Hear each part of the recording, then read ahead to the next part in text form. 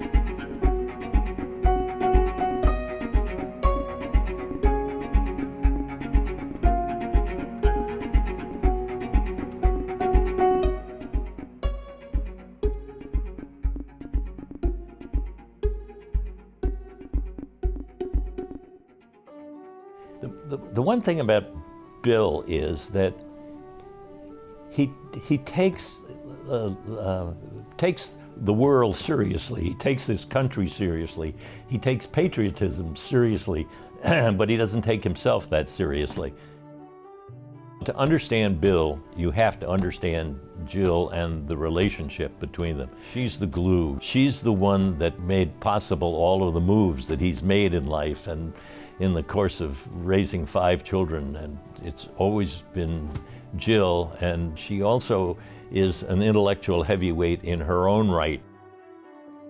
One thing about Jill is she gets to the heart of an issue very quickly. She's got a very incisive mind. It's quite acute. She's been in conversations way ahead of her time and how she approached issues and how she thought they would be solved and how they should be addressed.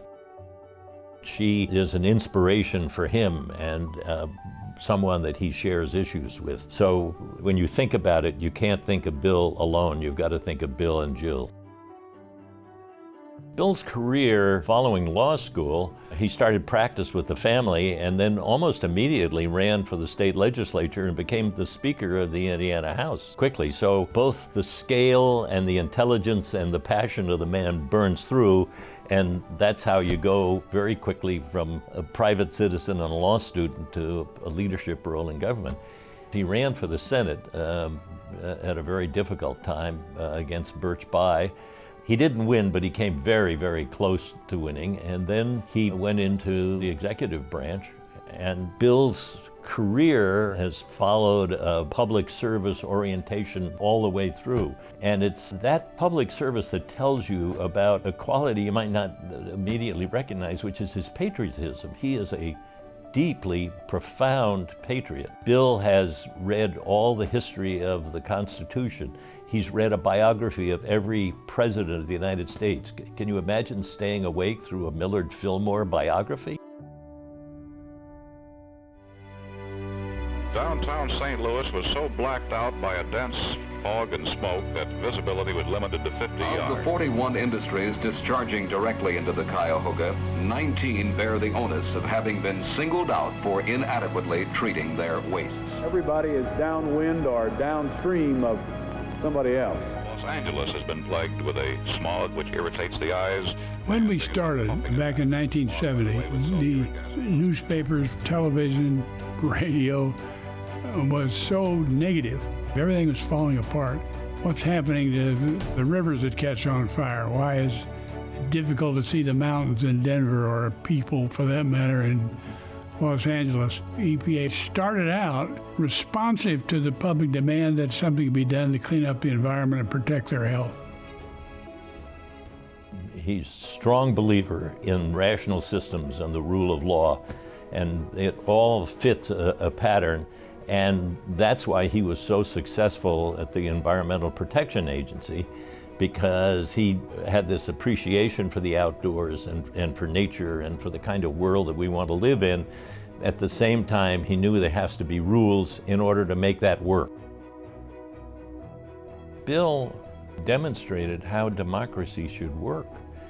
I mean, when he was confronted with the request from the White House to fire the Watergate prosecutor, first Elliot Richardson and then Bill said that in conscience we can't do that. And so his conscience was the controlling factor, and that's what makes democracy work. And you can have all the laws, and he's a profound believer in the laws, but unless you bring that personal element of your values into it, it doesn't work. The Ruckelshaus Center is another element of that. It's a form of public service, of public commitment, persuading the University of Washington and Washington State to allow them to proceed with something that is a way of settling disputes, of bringing rational elements into play. That's where the role of the universities comes in. That's where the role of these processes that define collaboration can come in, because you really are doing your job as a legislator, for instance, if you're willing to collaborate, willing to compromise. And that's such a bad word today with so many people in the legislature. that it's hard to do. I guess I'm most proud of the fact that I'm still willing to do that, because I don't think you get problems solved if you insist it's your way or the highway. People just won't solve them. All the things we do in life, public service is the most important thing. And Bill, I'm sure, would acknowledge that. Take all of the high points of his life. When he was in public service, he was most fulfilled and he was doing the most important things for his country. The Honorable William D. Ruckelshaus. One of the most honored things that can be awarded in this country is the Presidential Medal of Freedom. And President Barack Obama selected Bill as one of the awardees of it, and in recognition of his multifaceted career. There are problems which we ought to be able to solve with reasonable compromises. And we're having a terrible time doing it. So looking for different ways to make our democracy work is very important. And using the principles of collaborative decision-making, we've found that you can move some pretty knotty problems forward and actually solve them.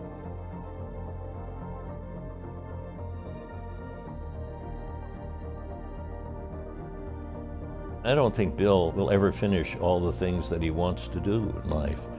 He's done so much, but there's still things that he thinks about that he'd like to get done and like to do. So there's a lot of work left to be done.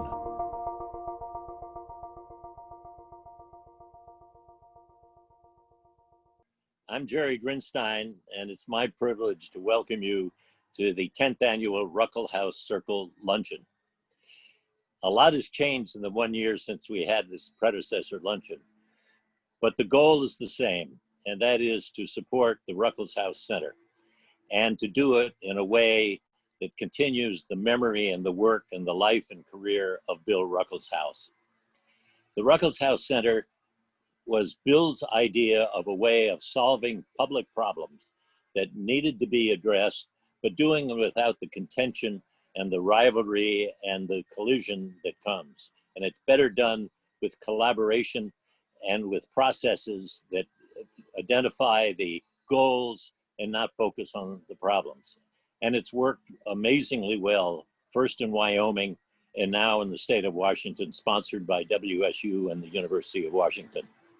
So the first mission today, and it's part of a trifecta, is this luncheon supports the Ruckelshaus Center.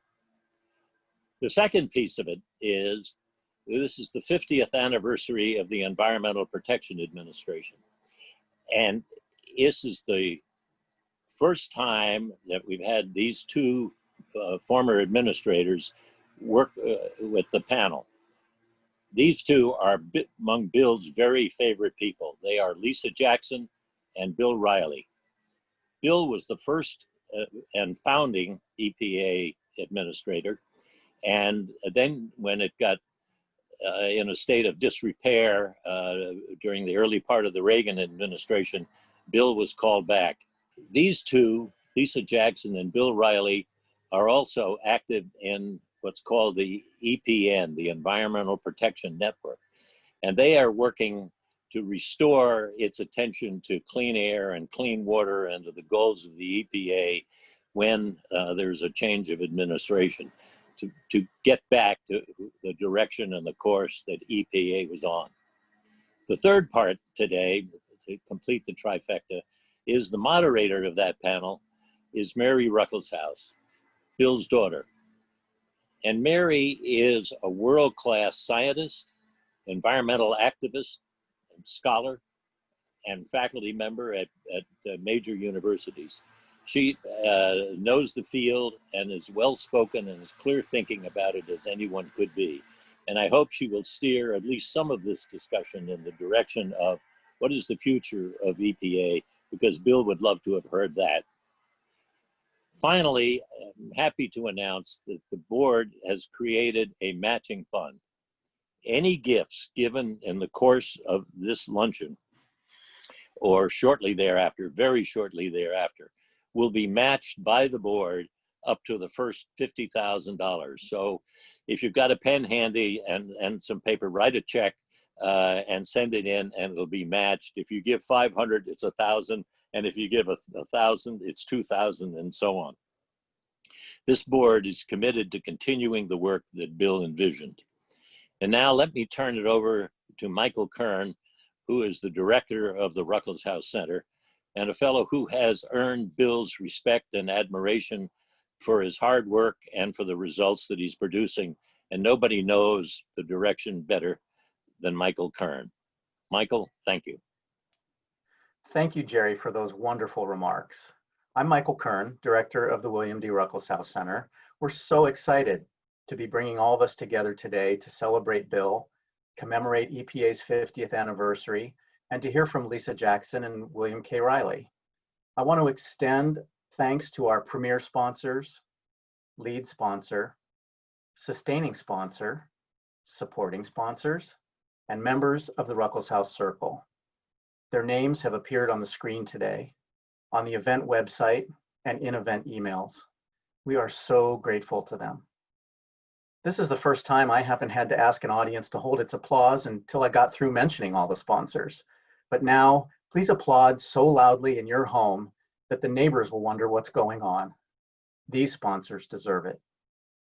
I also want to thank all the elected and appointed officials and university leaders who are attending this event today. Thank you for your service and your leadership. To all the first responders and essential workers who are attending today, or who are too busy responding and working today and are going to have to watch this later, we all owe you a debt that we can never fully repay. It certainly has been a remarkable spring and summer of adjusting to new circumstances, working remotely, using technologies that, while not a substitute for face-to-face interaction, have allowed us to continue our important work. Put simply, that work is helping people work together in order to govern more effectively. Has that mission ever been more important? Forgive me if I answer my own question. It has not. The Ruckelshaus Center's unique ability to help public, private, non-governmental organizations collaborate will be essential to our society in addressing the unprecedented challenges that we're facing. Conflict, stalemate, dysfunction in policymaking, they've gone from being disruptive and disappointing to downright dangerous. Our expertise brings together the resources of two great universities to increase collaborative capacity among individuals and organizations, enabling them to think differently, to challenge unproductive patterns, and to be more creative. The center has a 15-year track record of success, and it's being tapped to help parties reach resolution on issues ranging from criminal sentencing, behavioral health, land use planning, salmon recovery, developmental disabilities, hazards and disaster science, and others. Leaders are also asking about our ability to help them identify lessons being learned from responses to, recovery from, and resilience in the face of COVID-19. An exciting development this year was the completion of a strategic visioning process that we call Ruckelshaus 3.0.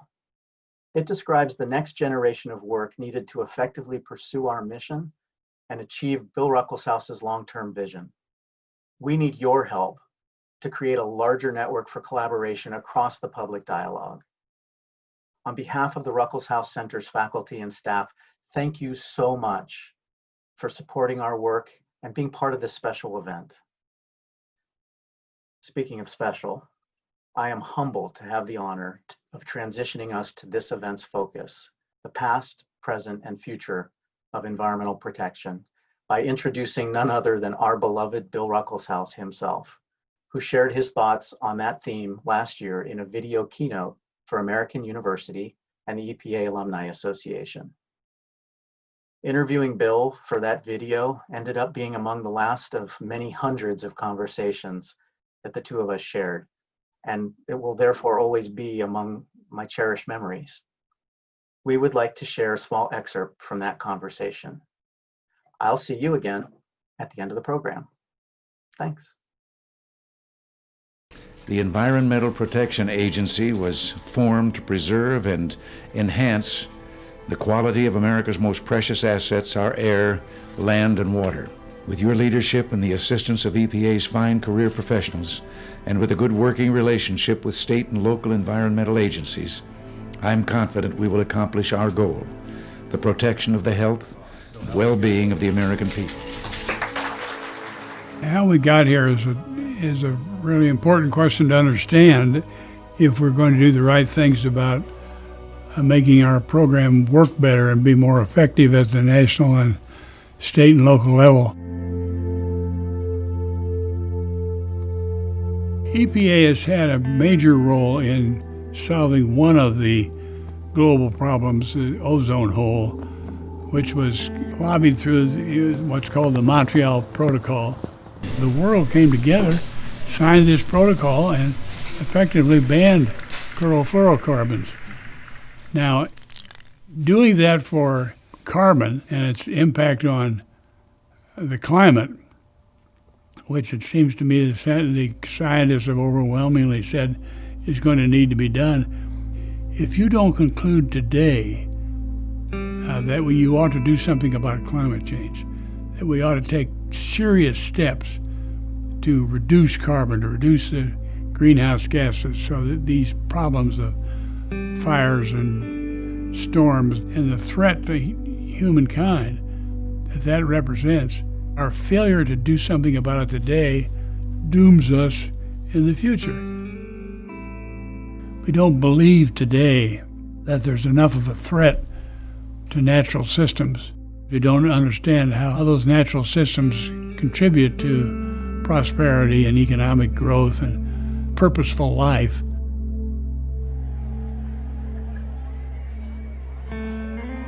We certainly have had this tribal phenomenon that exists in politics today.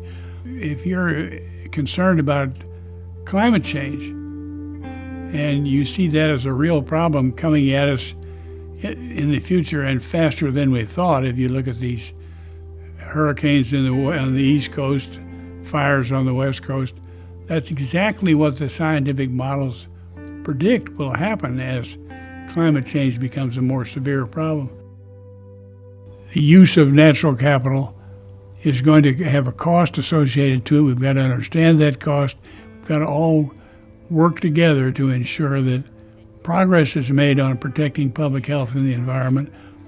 But at the same time, we don't want to wreck the economy. We want the economy to continue to prosper, which is necessary for natural capital and all of its other manifestations to work. Anything to do with politics here, it shouldn't have. The opposite of that is work together and move toward the same objective. We've simply got to step up and do something about it. We used to be leaders.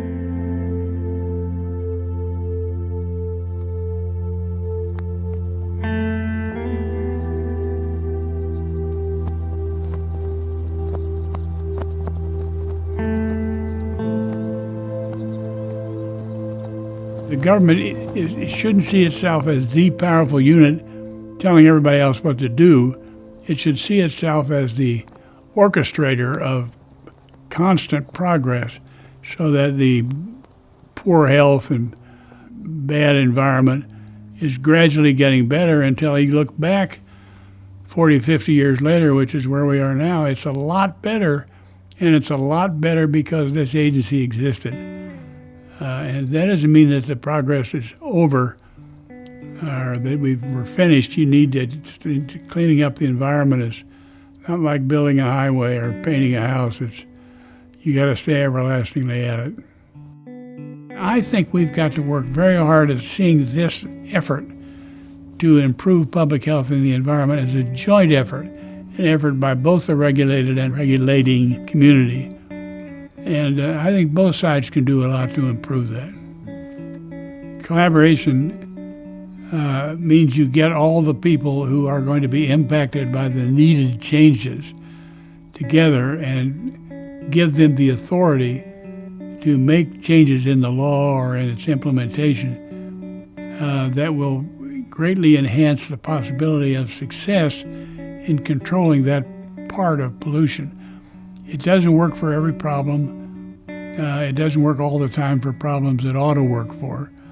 But where it does work, it's really a wonderful thing to observe, where you get all the people sitting around a table, some of whom have been suing each other for 25 years, and saying, why can't we work together? That's what really gets me excited when I see something like that happen. When you're in a room with all these people and you see them working together and finally say, yeah, we're going to make more progress together than we are apart. So let's decide to work together. Good afternoon. I'm Mary Ruckelshaus, sending a warm welcome from my mom and my whole family. Thank you so much for joining us today. As you've heard, my dad, Bill, was passionate about the future of environmental protection and committed to bringing both sides of the aisle together to solve problems through collaboration. It was this commitment that enabled Dad to serve as both the EPA's first and fifth administrator, where he worked to incorporate science and involve the public in informing decisions he made. In the early 1980s, Dad took a now famous step as EPA Administrator. He asked the citizens of Tacoma, those most at risk from arsenic emissions from the Asarco copper smelter, for their input on alternative regulatory measures EPA was considering. Dad asserted in a letter to the New York Times during these Asarco hearings that, quote, if public involvement in the decisions which directly affect people's lives is to be useful, two elements must be present: access to the decision maker and sufficient information to make that access meaningful, close quote. Involving the public and other stakeholders who are most affected by EPA's action or inaction truly informed decisions at Asarco and others my dad took at EPA. This simple idea recognizes that solving environmental challenges almost always involves harmonizing a constellation of values: environmental, human health, spiritual and cultural, and jobs. The Ruckelshaus Center works in much the same way as my dad's approach to solving problems, through collaboration.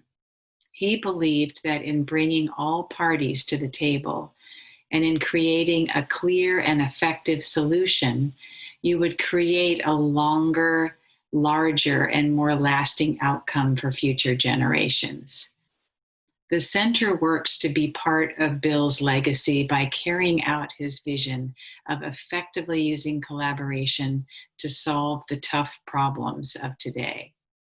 Now, please join me in learning more. I'm Bob Druell, the chair of the Ruckelshaus Center Advisory Board. It's been exciting to build upon Bill's work, the universities, and the work of the center's core team and what they've created over the past year. As you've seen and heard, it's a remarkable and unique institution. But then Bill Ruckelshaus was a unique and remarkable man, a great and inspirational citizen. A solid, engaged citizenry is what Bill believed built a solid, caring, and kind country. That's what we try to do at the center, is we build upon citizenship. We bring citizens and leaders together to solve issues that are before us. It doesn't appear to be a lack of need at the moment for our services. This is why I'm so excited about the Ruckelshaus 3.0 strategic vision, where we've articulated improving the prospects for collaboration and improving them even and being engaged even beyond the Pacific Northwest. Building capacity, taking on projects, new projects and initiatives, being a thought leader, improving the political culture, increasing and engaging diversity, better engaging the next generation, and improving our message and storytelling. We can do these things, but we can't do them without additional resources. We need your help. Throughout the event, you'll see instructions on how to make a gift to the Ruckelshaus Center. A gift to the Ruckelshaus Endowment Fund or the Ruckelshaus Impact Fund helps support our work and, just as importantly, secure Bill's legacy and vision. These options to give will remain open after the event, but if you're able to give us a gift now, that would be greatly appreciated, or later, if that suits your needs better. Thank you for joining us today. Thank you for helping us. My name's Martha Kongsgaard. I am on the board of the Ruckelshaus Center, and in my 3 minutes with you, I'll do two things. Introduce our esteemed moderator, but first we'll dive in straight away to make the pitch. Throw out the ask, which is what this is. You clicked in for free, probably from home. You're still in the pants you can't stop wearing, and nonprofits still rely in great part on the generosity of friends and inspired neighbors like you. So yes, this is that crazy kabuki theater holdover from pre-COVID days when, remember, we would hurriedly leave the office to rush to the convention center to gather over the name tag table and then for lunch. How did they keep all that chicken safely at room temperature anyway, one asks in retrospect. Or better yet, for advancement, for the bottom line, we'd go home from work and insanely return downtown to gather for dinner and saliently for cocktails at the Sheraton. But we'll leave that decision for you at home this afternoon, that cocktail part. The program would commence, the right emotional tone would be reached, the lights would come up, and then someone would pop up like a bad penny like me to say the obvious. We cannot do this without you. You know we can't, so please give. Thanks in advance. The center's namesake, the moral lodestar of the region, of the country, probably would privately disapprove of this mini ask because in an important way, this is, in the end, about him, or at least about the Ruckelshausness of the center. Bill, like the center, believed that the most consequential and therefore contentious policy issues of our time could more often than not be wrestled to consensus with decency and humility, enough temperance to strip politics from the equation, but with enough passion and humor and the backing of two powerhouse universities to develop together shared durable solutions. That might sound like magical thinking, but Bill spent a lifetime in the public sphere doing just that. The center carries on that tradition and that ethic. And to the extent we get our work done here in a way that respects one another, the rule of law and nature's limits, we will be working on Bill's legacy. Thank you in advance for helping us carry on our work in these very tumultuous times. You can give by going to the link below. And for my promised second task, I'm happy to introduce to you the eponymous moderator for this afternoon's Ruckelshaus Center lunch, who is also a national treasure. She's the director of the Natural Capital Project and a professor at Stanford University, and the past lead of the Ecosystem Science Program at NOAA's Northwest Fisheries Science Center. Her list of associations and accomplishments are vast, but include serving on the Science Council of the Nature Conservancy, on the U.S. Ocean Research Science Advisory Panel, and is a founding member of the Science Advisory Board of the Puget Sound Partnership, where, lucky for me, for nearly a decade, I learned to call Dr. Mary Ruckelshaus a mentor, a sister, and a friend. Like her father, Bill, Mary believes in science, which makes her the perfect person to share a conversation with two past EPA administrators about the future of this storied and essential American institution her father founded 50 years ago. Whither the EPA, she will ask. So I hand it over to Mary, who should imagine a roaring round of applause from the crowd.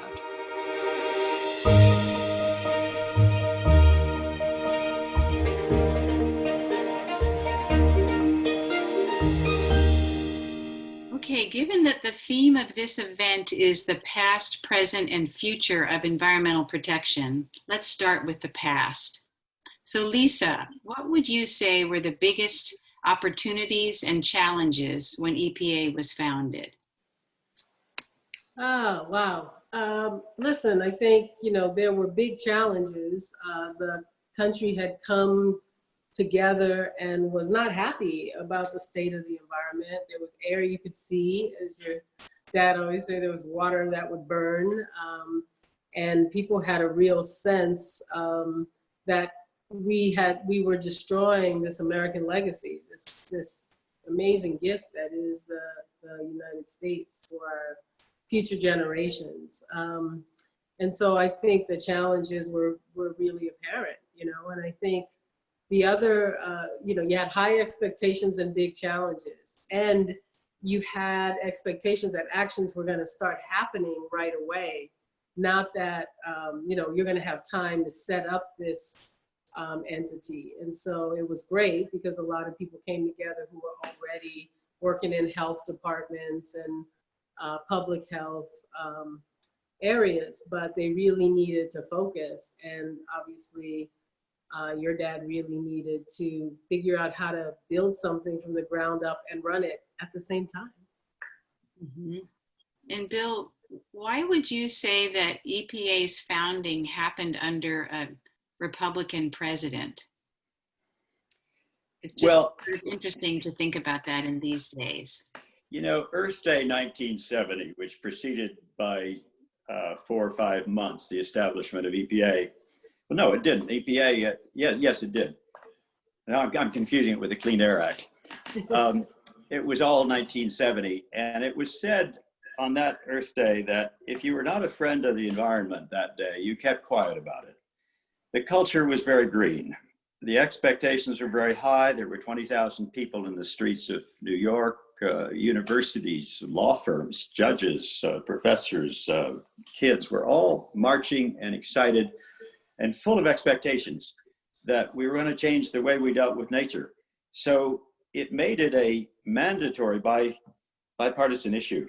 You had, if you were President Nixon, to, as he said, get out front, be forward leaning on that issue, even though personally he was not so experienced or versed or sympathetic to it. But Republicans played a very important part in the establishment of those laws. And it makes us nostalgic looking back to think that there was a time when that was true. Yeah, that is true. That's for sure. And for Lisa and then Bill, so this question is for both of you. Was there anything unique about Bill Ruckelshaus, my dad, that was well suited to that time, to those opportunities and challenges as the first EPA administrator? Oh yeah, he is the model and the mold. I think, first I would think impeccable integrity, established before EPA, his first stint at EPA, established again when he came back in 83. And incredible understanding and ability to put himself in the moment, but not succumb to the moment.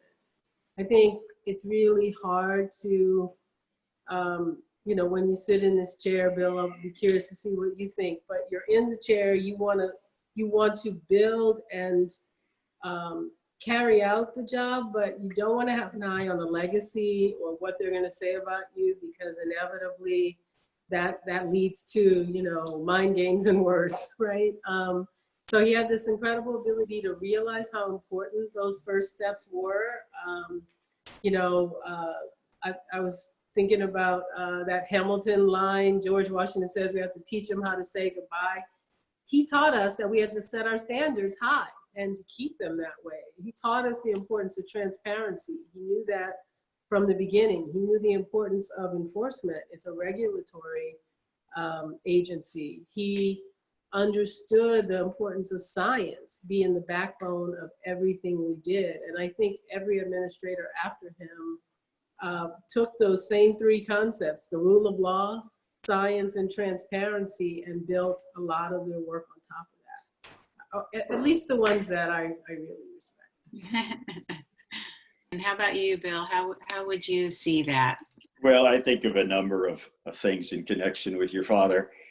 I was asked yesterday, what should we look for, this by a reporter, in a new administrator? And I said, well, somebody who's got a background in the field, maybe who's been in state government or an NGO and knows the statutes. It's a complex agency and a sophisticated one. And then I laughed and said, of course, the first administrator didn't have any of that, and he knocked it out of the park. So he understood the challenge, and it was to establish right away that the place had integrity, and it wasn't just running on some dreams and headlines, and that it also was going to be a vigorous enforcer of the laws, to both respect the science and to show that you really do mean business and you're going to come down hard on polluters. He did that so early and so effectively that the country really grew to trust that agency. And that trust has really been extremely important to all of us who've succeeded him. But it was his start that created it. I love seeing that legacy as it's gone forward through both of you and other administrators. That's a really, really important one. So for each of you, and Bill, I guess I'll ask you this one first, but Lisa, think about this question as well. I'm curious about what you would cite as EPA's top 2 or 3 achievements, just briefly in one sentence or two.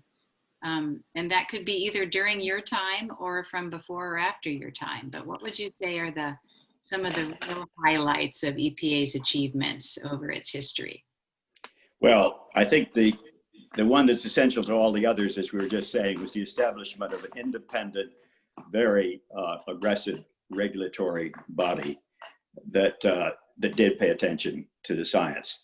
I think beyond that, it's sometimes overlooked, but during the downturn that took place, the Arab oil embargo and the economic challenges that we had then, it wasn't a given that this new and relatively unknown agency would thrive, would continue to be as powerful and as respected and effective as it had been, but it was.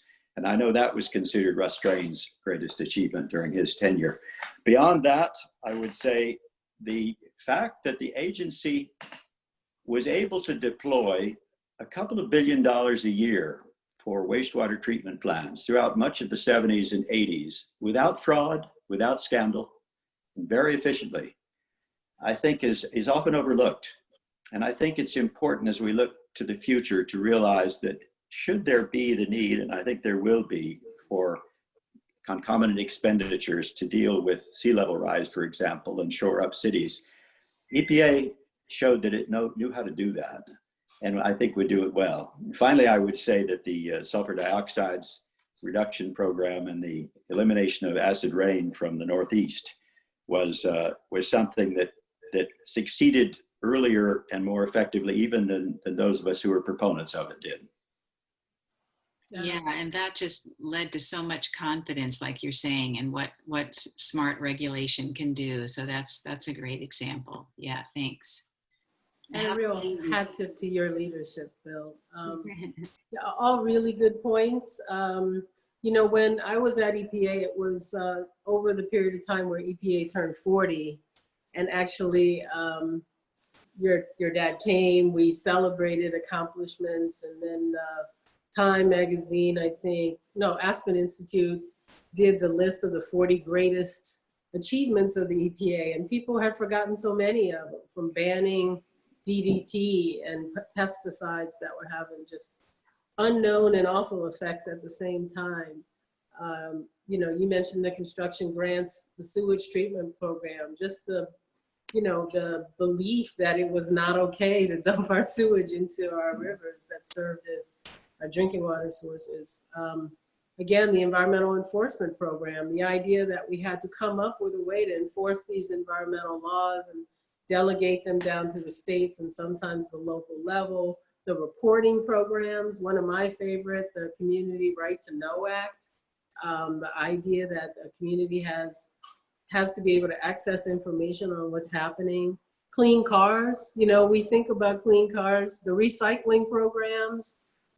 We take for granted all these programs that EPA sort of hatched and not just ideated, but implemented in a pretty short period of time.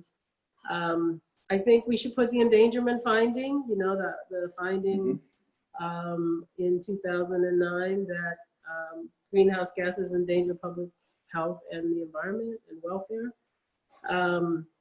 I think environmental justice is a really important one. EPA understood that you can't clean the environment if it's only clean for people who can afford to find a nice place to be, and how often plants and polluting sources were relegated to communities of color or poor communities, or both, unfortunately. So the list goes on and on, but I think at its best, EPA touches every aspect of how we how we treat not just the planet, but public health, human health as well.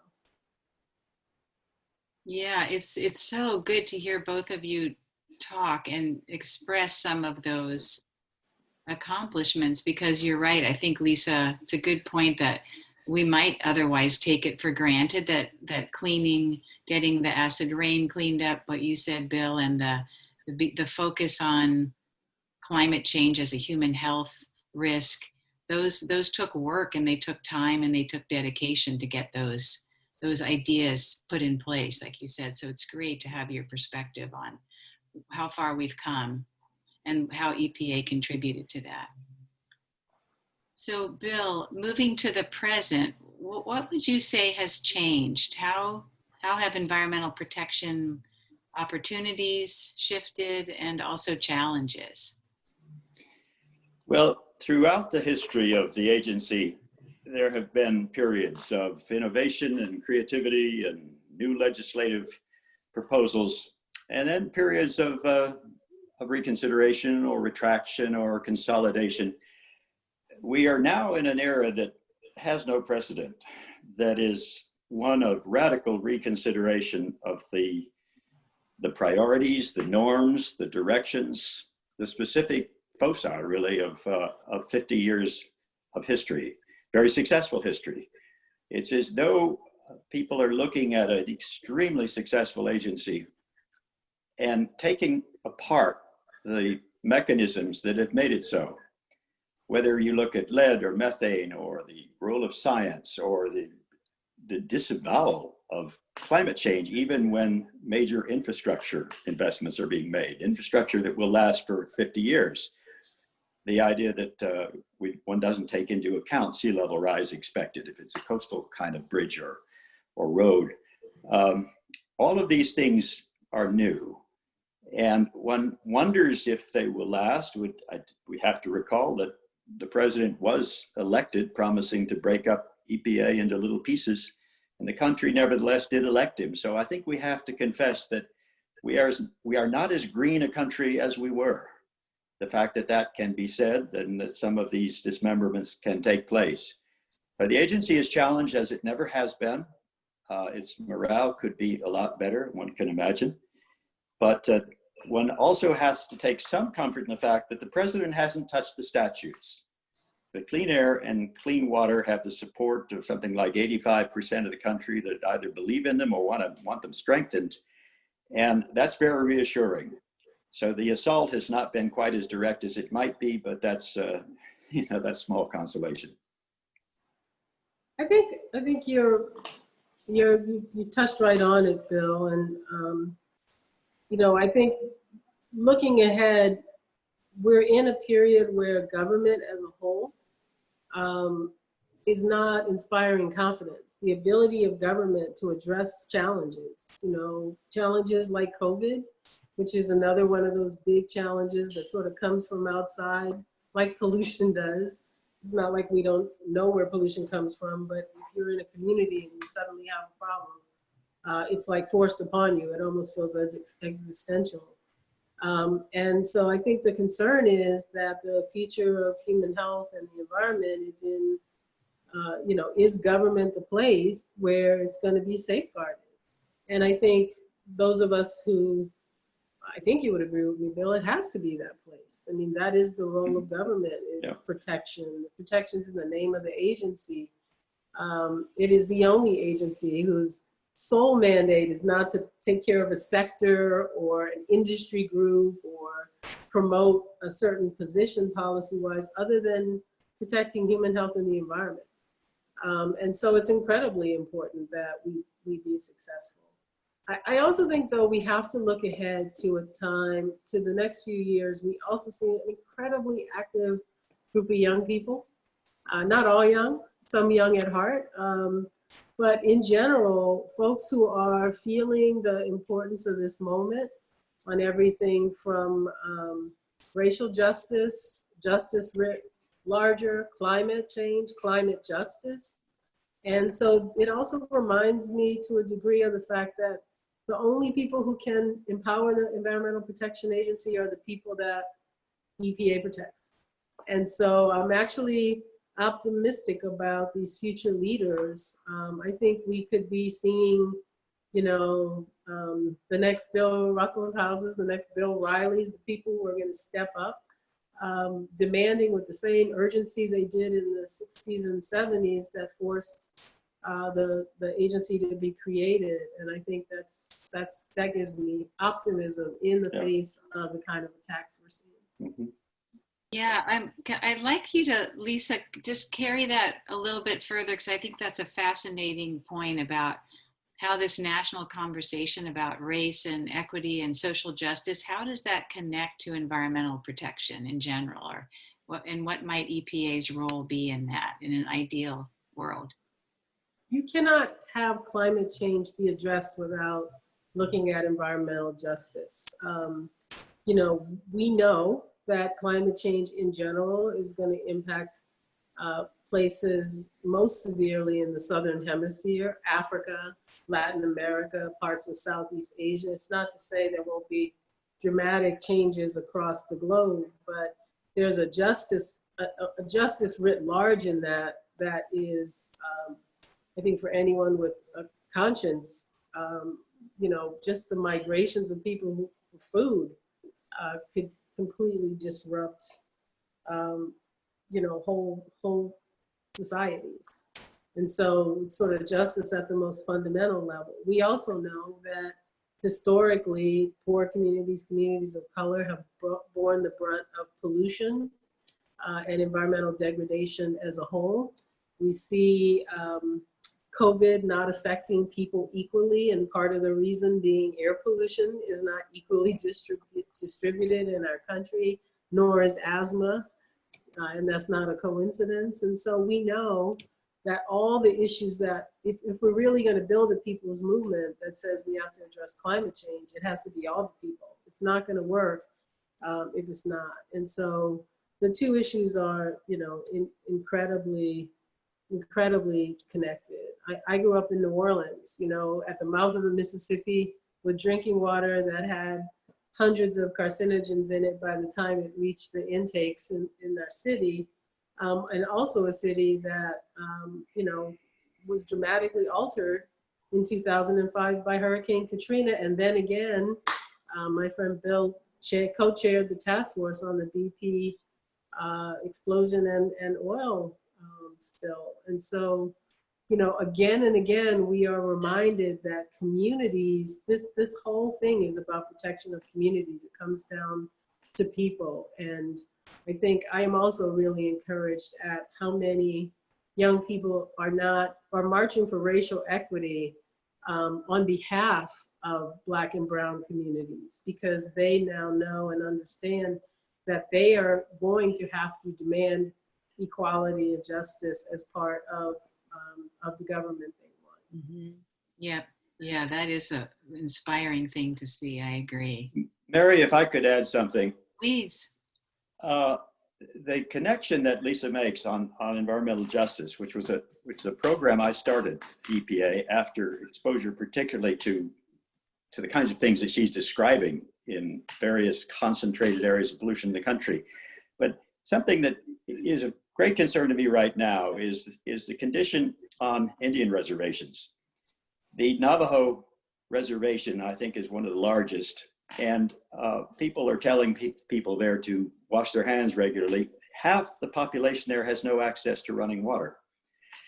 If you looked at the 5 major reservations as states, New York would be in, I think, 6th place in terms of percentage of people who get the virus relative to the total population size.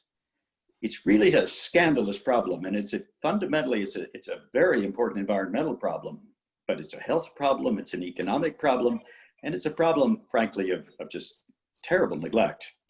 I have not called the EPA Administrator very often in recent years, but I did call him on that particular issue. Was impressed that he knew a good deal about it, and I hope is going to find some money in this new NAFTA fund that's available to implement the new NAFTA to possibly address some of those basic infrastructure issues. And and get them at least running water. Mm-hmm. Yeah, both of your examples just showing the complete interconnectedness and the holistic view that we need for something like human health and environmental health we hope this crisis won't go to waste, as they say. That's great that you're diving in that way, Bill.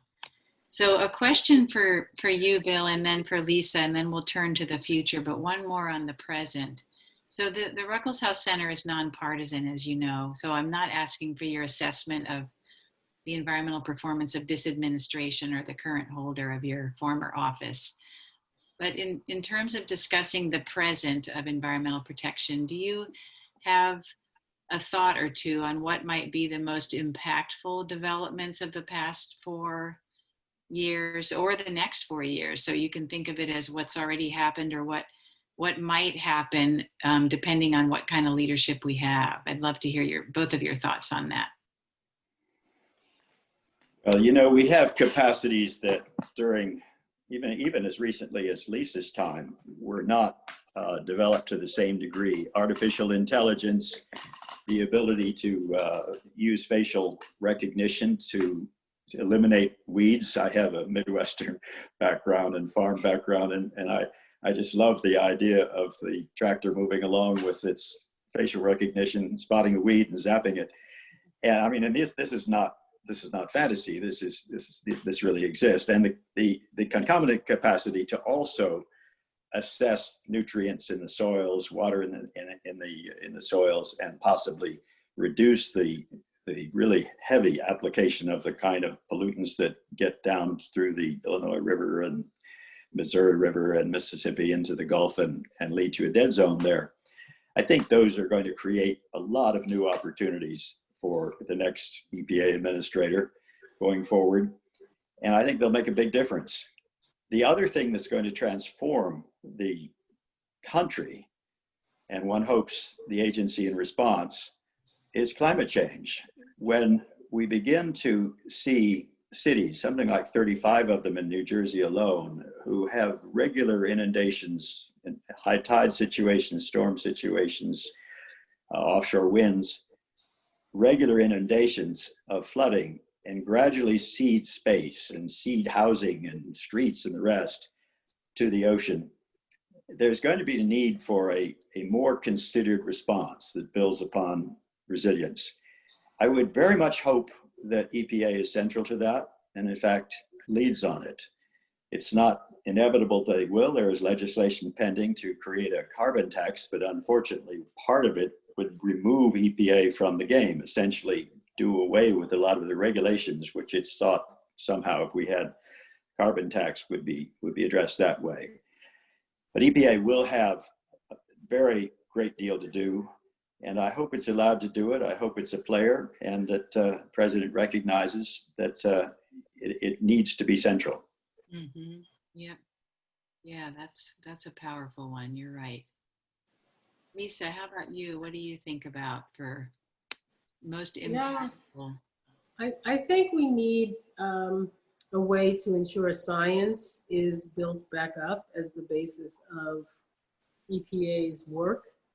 The changes that are made on science advisory boards, the changes that have been made that allow non-career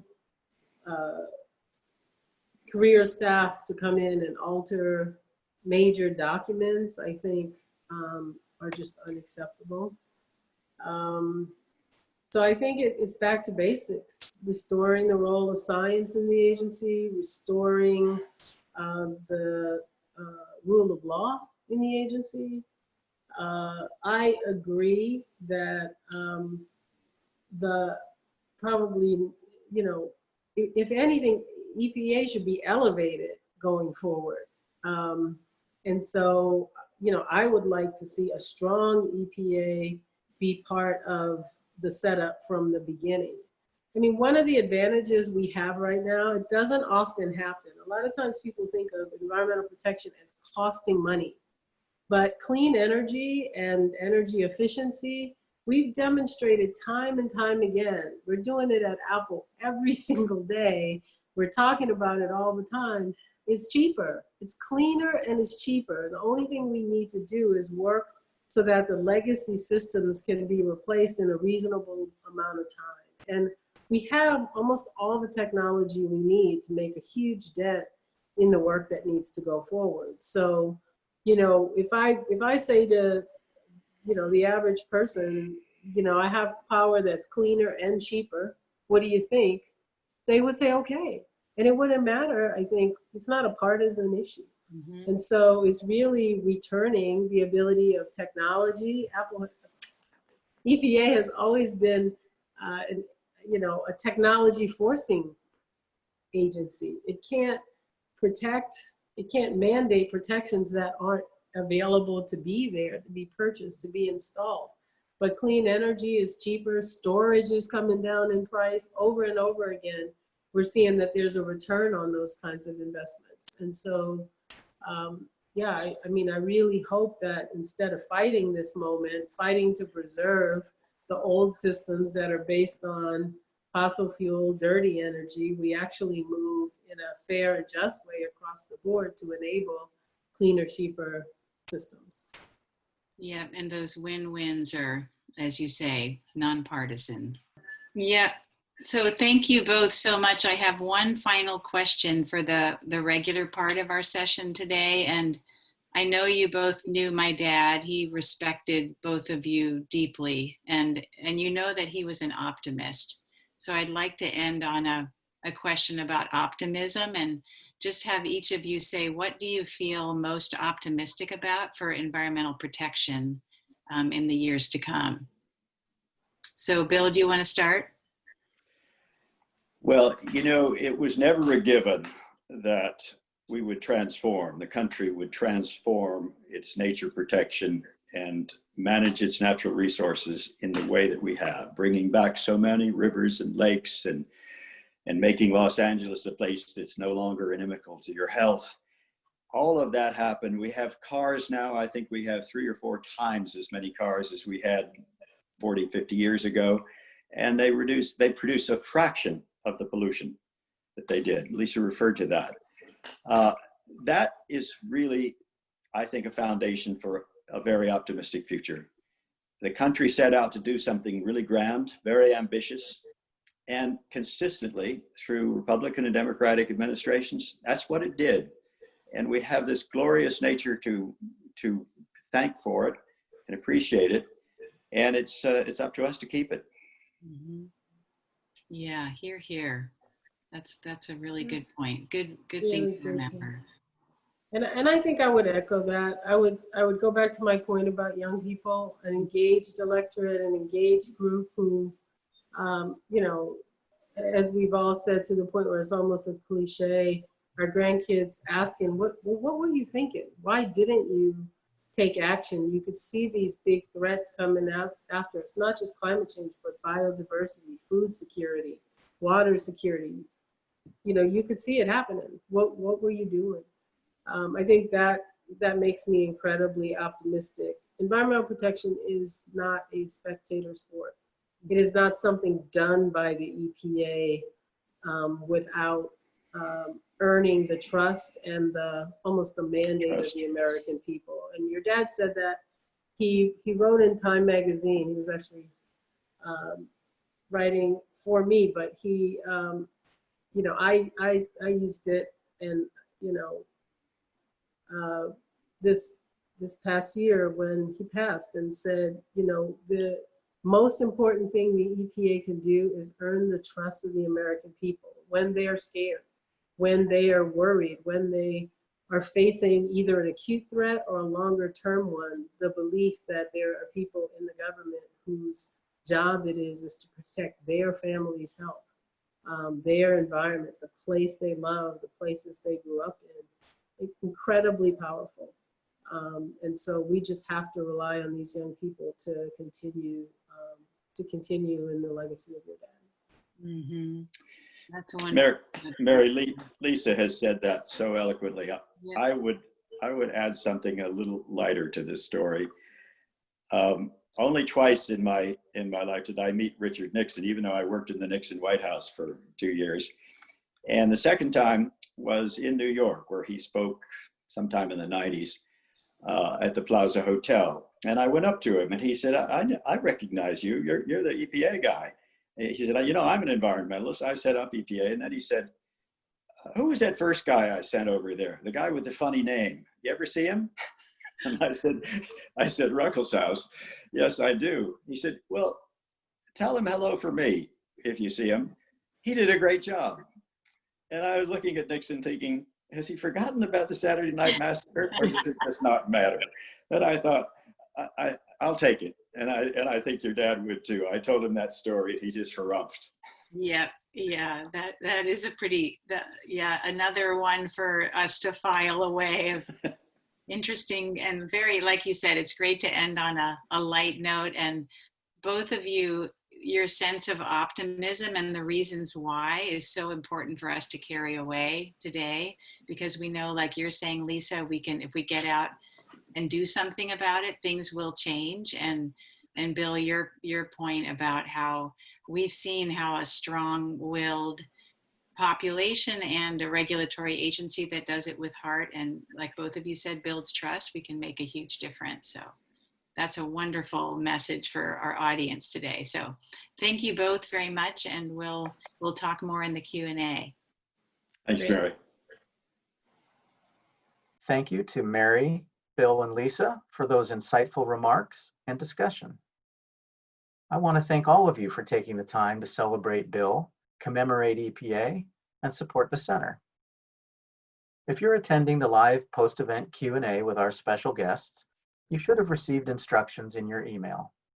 If you can't find them or they're not working, contact us at the phone, email, and text numbers provided for help. We can't wait to continue the conversation. But before you go, take time to watch the bonus video we have teed up, featuring tribute videos about Bill from last year's luncheon, from some of our remarkable advisory board members. Have a great rest of your day, and we hope to see or hear from you soon.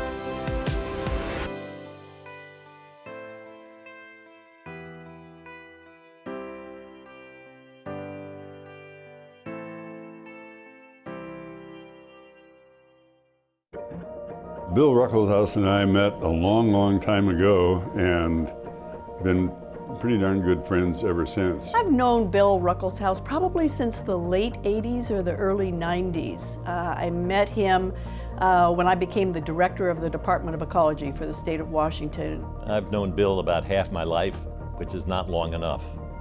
I've known Bill for 30 years since I arrived in Seattle. You know, the first time I really got to know Bill was probably within a year after 9/11/2001.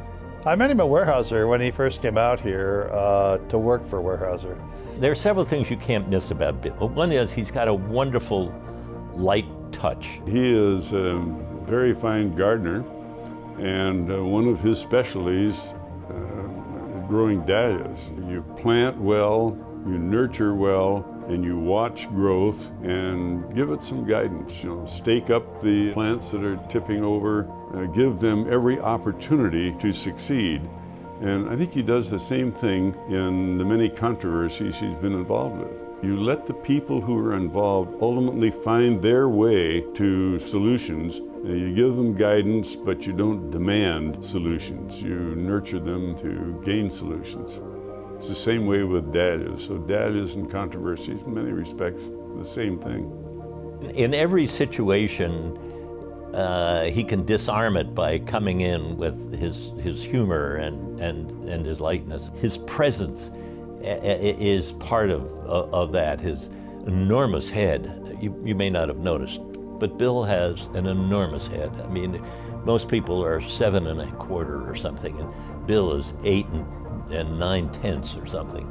And he's towering, and so his very presence is something. And then when he has this light touch, it's beguiling. It disarms you. You can't be mad at Bill. He can do what no one else can, and he can do it in a way that no one else has the capability that he does. His stature, his demeanor, his affability, his wit, his brilliance, his ability to bring everyone together. I don't know of anybody else who can do that. And in a way, that serious side of Bill is sometimes missed, but it's that serious side that leads Bill into doing things like the Ruckelshaus Center, because he thinks that people share that rational element that he has inside him, and that things can always be solved if you start working together and finding out what you have in common and then working out to the edges. But what he does is he makes people at the table rise to a bigger level, to see how important it is for them to get over their past disagreements and solve problems and make things better for this and future generations. So we're all better off because of the work that he's done in the Ruckelshaus Center. He has really brought the best of governance to the William D. Ruckelshaus Center. His impact will be far and wide because he really shows us that you can achieve consensus through collaboration, that you can bring parties who have never agreed before to the table, and you can actually get a durable result. That is the beauty of the Ruckelshaus Center. That is the beauty of how the Ruckelshaus Center translates this capacity to bring disparate points of view together for common interests. That so epitomizes the beauty of Bill Ruckelshaus. Well, I think America has these lasting values, and Bill has tried to represent those lasting values of how do you include all people. The world should be, and our country should be inclusive, not exclusive. How do you bring people together? How do you reach a consensus? Those type of things. And I watch young people. We work with young people all the time, in university programs and college programs, trying to teach them how to be leaders in the future. And I don't have any doubts about it that those skills that Bill has demonstrated are the skills that young people need as they go through life. Bill Ruckelshaus has really been an inspiration for generations of students and of leaders. He really is the perfect example of somebody who cares amazingly about the world. We use the term elder statesmen, elder stateswomen, individuals that would rise above the political fray and look out for the betterment of the country or the state. And I got to tell you, he is a model of public service. And thank goodness we all have him to look to and make ourselves proud, because public servants make an impact in the lives and the livelihood of the average citizen every single day. Bill Ruckelshaus did that masterfully, and he has shown us all to be proud of being a public servant, give it your all, and be successful, because you will then leave a legacy for generations to come.